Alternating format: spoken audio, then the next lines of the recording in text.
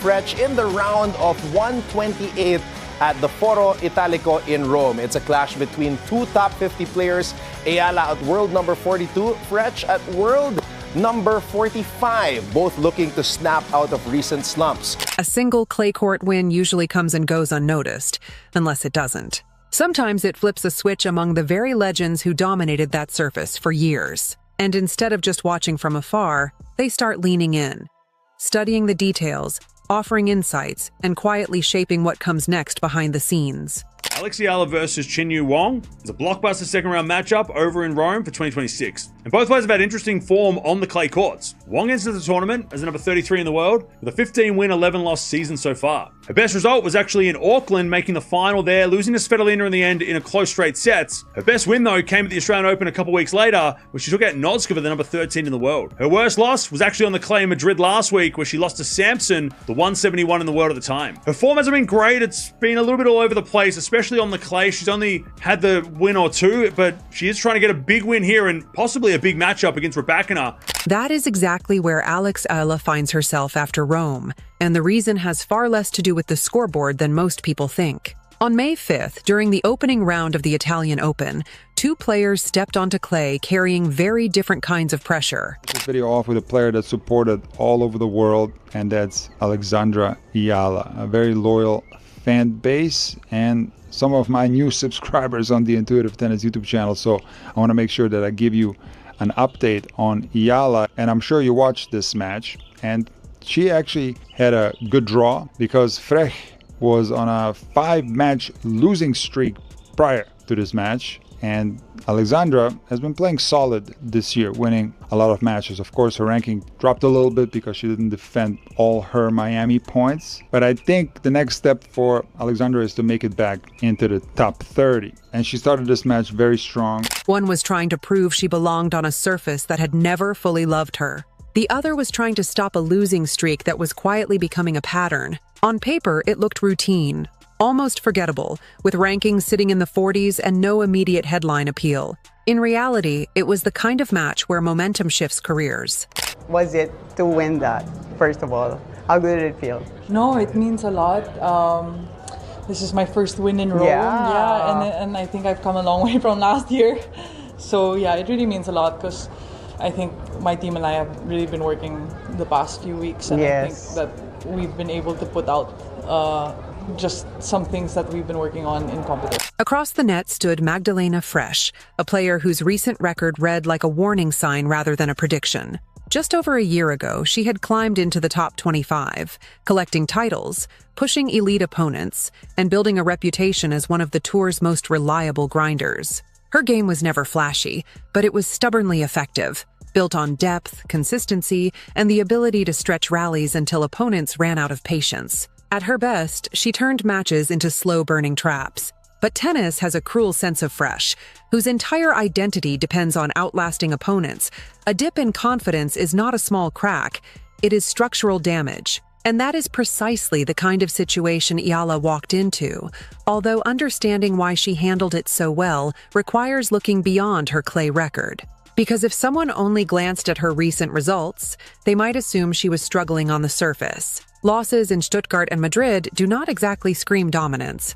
However, those results hide something more important: adaptation. 6-0. Magdalena was far from her best, low on confidence. But the thing about winning a set 6-0 is that it sounds like you're absolutely dominating, which is true when there's a huge level discrepancy. But sometimes when the levels are even, it can be quite tricky to win a set 6-0 because you might feel relaxed and thinking you're dominating this match, and the opponent all of a sudden could start playing very strong right in the beginning of that second set, and the score can flip. A score where the first set was easy for one player, then the second set was easy for the other player, is something that's very common across all levels. And this is exactly what happened early in the second set. Magdalena started playing a lot better. Against experienced clay players, she was not being outclassed as much as she was learning in real time. Her win over a seasoned opponent in Madrid showed flashes of what she could become on clay, particularly in how she constructed points with patience rather than rushing them. Even in defeat, there were patterns forming, adjustments being made, and a willingness to engage with the surface instead of resisting it. Experience this early. The match itself began with a subtle but important shift. Eala did not approach it like a clay novice trying to survive rallies. Instead, she positioned herself aggressively on return, stepping inside the baseline whenever possible and treating second serves as opportunities rather than neutral points. This immediately placed pressure on Fresh, whose serve relies more on placement than power.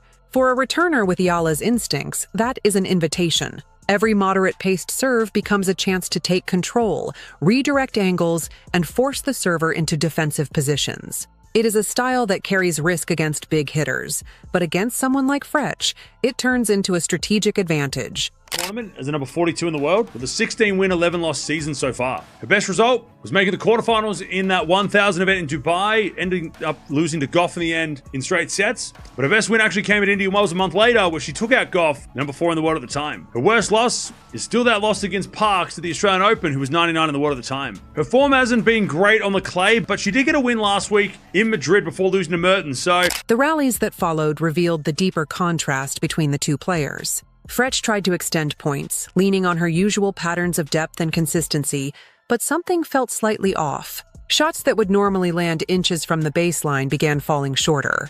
Defensive retrievals lost a fraction of their sharpness. And against a player like Eala, those small margins do not stay small for long. Eala, meanwhile, showed a level of composure that did not match her experience on clay. Her left-handed game introduced angles that disrupted Fresh's rhythm, especially on the ad side where the serve naturally dragged her opponent wide. On clay, where spin and bounce exaggerate tempo from a position of stability, and once that stability is shaken, the entire structure becomes harder to maintain. Eala sensed that moment and pressed it without hesitation. The first set unfolded exactly in that direction. Eala's returns consistently neutralized Fresh's service games, forcing extended rallies where the Filipinos' patience and shot selection began to take over. It was not overwhelming dominance, but it was controlled pressure, the kind that builds point by point until the scoreboard reflects it. How tough was it though, Alex? I mean, you came back from so many times. I mean, you won the first set quite comfortably, then she came back, momentum shift, 3-love.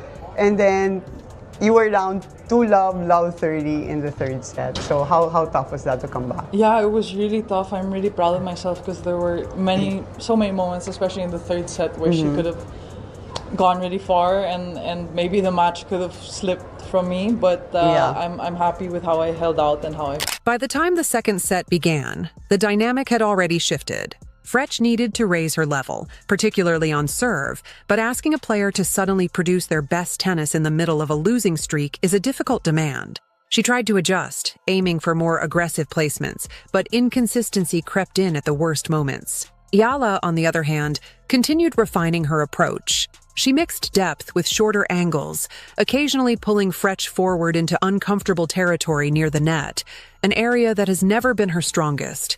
These small tactical variations prevented the match from that does not go unnoticed by players who have mastered it. And that brings everything back to what happened after the match. Because the win itself, while important, was only part of the story. The larger shift came from the reaction it triggered.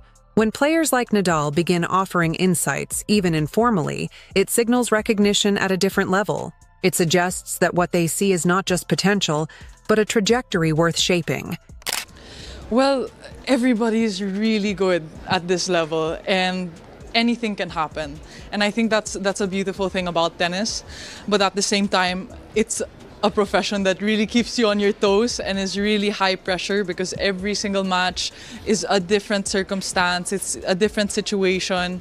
And yeah, sometimes one match can change a lot for you, especially when you're changing seasons, or for me in clay, is not my strongest surface, so every match is really a battle. This kind of attention is rare.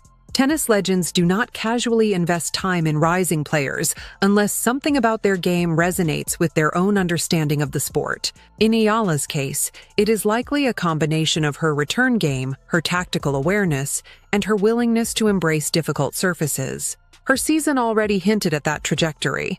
Deep runs in hard-court tournaments showed she could compete with established names, pushing players like Coco Gauff and securing wins that elevated her ranking. However, Rome represented something different. It was not about confirming her strengths, but about addressing her limitations. Choosing to play an extensive clay single match, Eala is not just another young player climbing the rankings. She represents a shift in how emerging talent approaches development, blending aggressive baseline play with a willingness to adapt across surfaces. For Fresh, the loss adds another layer to a challenging period, but it does not erase her capabilities. Players with her experience often find ways to recover, especially on clay where familiarity can eventually outweigh form. However, on this particular day, the balance of momentum, confidence, and execution leaned firmly in Eala's favor. 8-year-old Filipina is looking to bounce back after a tough clay season. Eala holds a 2-3 record on clay this year and has struggled to move past the second round in her last 3 tournaments. In Madrid, she scored a straight sets win over Anastasia Pavlyuchenkova before falling to Elise Mertens in the next round. She also exited early in Stuttgart and Linz and even withdrew from a challenger event in Spain, raising questions about consistency. But there are some positives because Eala continues to climb the rankings and remains a key figure to watch as she builds towards the French Open later this month. Looking ahead, the significance of this win becomes clearer when placed in context. Early victories in tournaments like Rome often set the tone for deeper runs, particularly for players still building confidence on a surface. Eala has already shown a pattern this season where strong starts translate into extended success.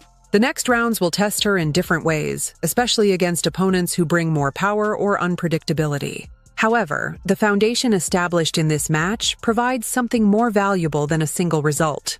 It offers proof that her game can function on clay, not perfectly, but effectively enough to compete. And that is where the real story begins. Because once a player proves they can adapt, the conversation shifts from potential to expectation. Add guidance from one of the greatest clay court players in history, and that expectation grows even faster. What makes this moment intriguing is not just what Eala has done, but what she is being prepared to do next. The advice she receives now, the adjustments she makes, and the confidence she builds will shape how far this trajectory goes. For now, Rome serves as both a checkpoint and a signal. It confirms that she can navigate a surface that once exposed her, and it hints at the kind of player she could become with the right guidance. And somewhere behind the scenes, where conversations happen away from cameras and scoreboards, the details are already being refined. 8-year-old Pole has the experience and the pedigree. She reached a career-high world number 22 and made a breakthrough run to the 4th round of the 2024 Australian Open. She also captured a WTA 500 title in Guadalajara and has had notable wins over top 10 players including Emma Navarro and Mira Andreeva. But coming into Rome, she's been struggling for form. She is currently on a 5-match losing streak with early exits in Indian Wells, Miami, Charleston, and Madrid. The interesting part is that none of those conversations are about quick fixes.